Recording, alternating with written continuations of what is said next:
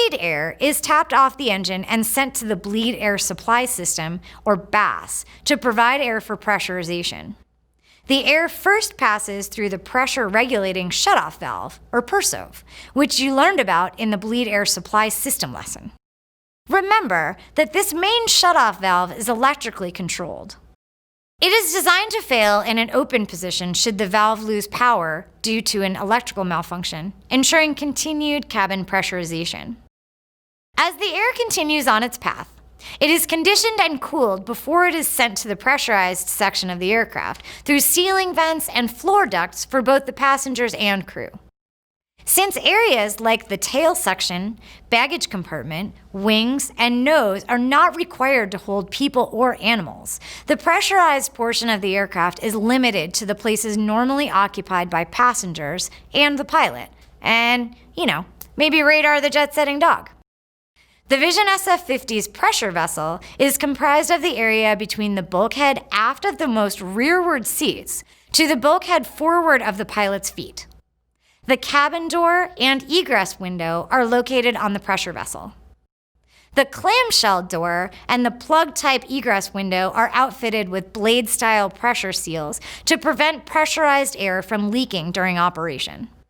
The Vision SF-50 is designed to handle a maximum positive pressure differential of 6.4 psi, although during normal operations at the maximum cruise altitude of 28,000 feet, you will observe a typical differential pressure of around 6.1 psi.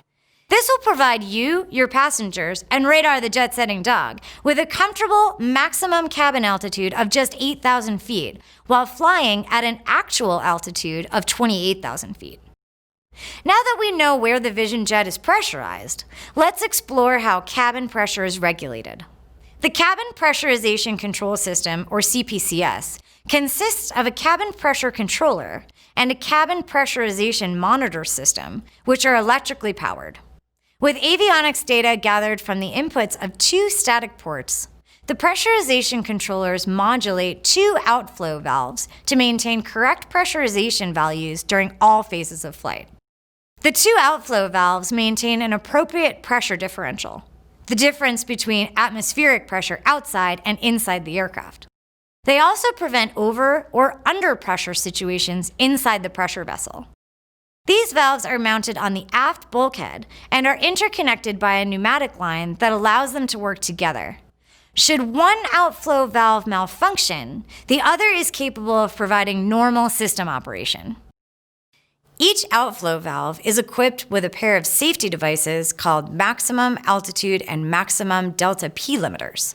The maximum altitude limiter prevents cabin altitudes from climbing in excess of 14,300 feet, plus or minus 300 feet.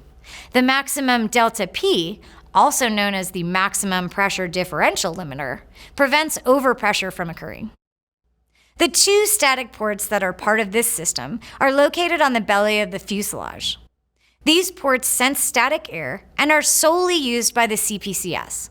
At any given time, one port is used to operate the outflow valves, while the other provides a static air pressure reading to the controller and monitor for system operation.